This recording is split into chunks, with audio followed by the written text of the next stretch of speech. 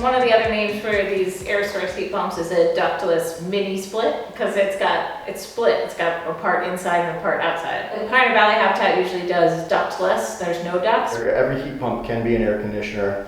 Not every air conditioner can be a heat pump. When you're creating all that cooling, you do it on the inside coil in the air conditioning mode, and the hot gas stays outside at the condenser. Heating is the exact opposite, and the expansion happens now inside instead of outside, and you're creating a heat inside, and you're exhausting the cool air outside.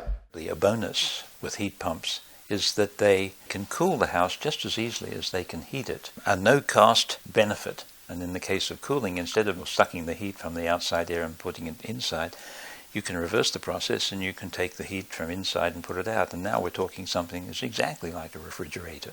That means, though, that you need to take your device like this and you take it down and you look at the mode and you push the mode button and you switch it from the heating mode to the air conditioning mode.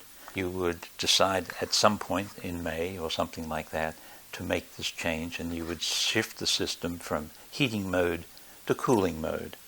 That's typically the way it works. People are used to these systems that just dump heat, right? So much heat in an inefficient way. With a system like this, you just want to leave it the same all the time, and it will still use less energy than if you're doing that cycling up and down. By having just one head, there's certain things you achieve. Greater efficiency, greater simplicity, less maintenance. Those are all great things. However, distribution of the heat throughout the house becomes more of a challenge because you're not ducting it to all the individual rooms. If you've lived before in a house that's heated by fossil fuels, a furnace or something like that, you'll probably have noticed that if you set back the thermostat at night and let the house cool down in the night and then put it up in the morning, that's a way to save energy. And that's become a popular thing in our society over the past few generations. Heat pumps do not work that way.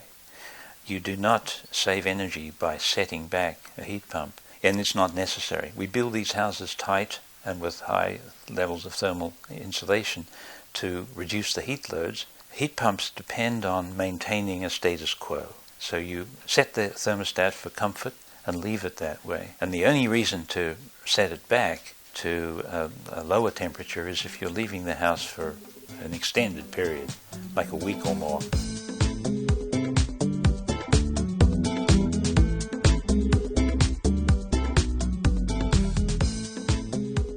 If you have a ductless mini split, it will be warmer near the head and cooler further away. You may need to turn up the heat in the living room to get the bedrooms to your preferred temperature.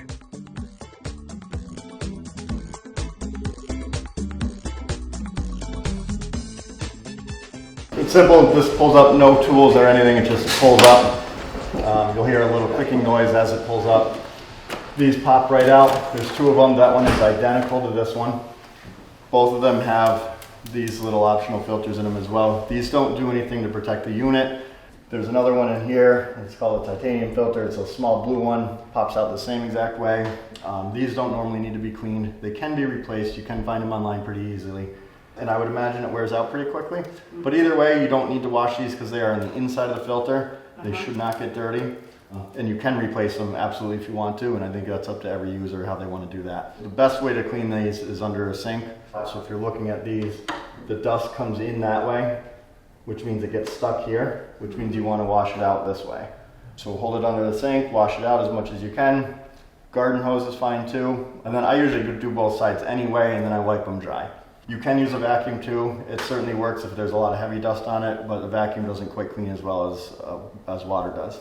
They don't have to be perfectly dry when you put them back in, but if you do put them in wet at all, then make sure you run the unit for a little while after so the air can dry them out naturally.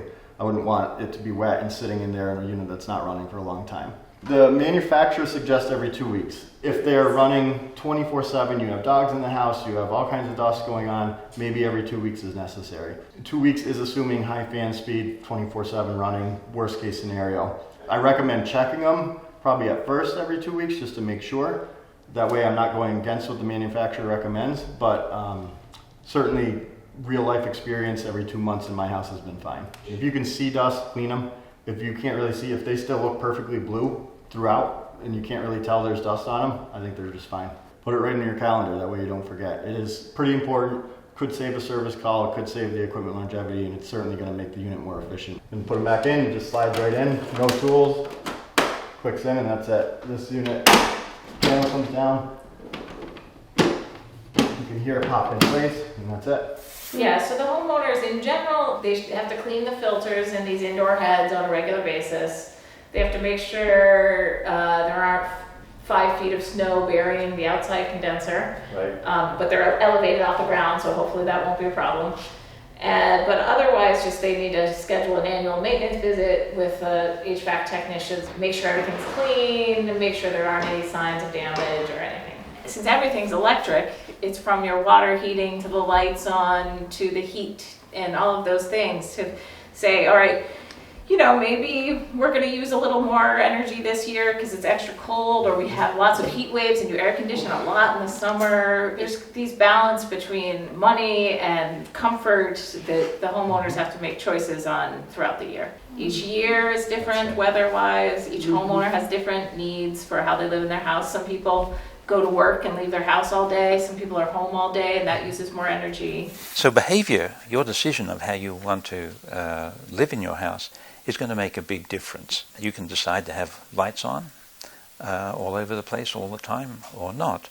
You can decide that you want to set your heating thermostat level at, let's say, somewhere between 68 and 75. Your decision on what that set point is will make a difference in how much it costs you to run the house, and in some respects, therefore, how efficient you are in living. You'll find there's a very big difference in electricity bills between those kind of decisions.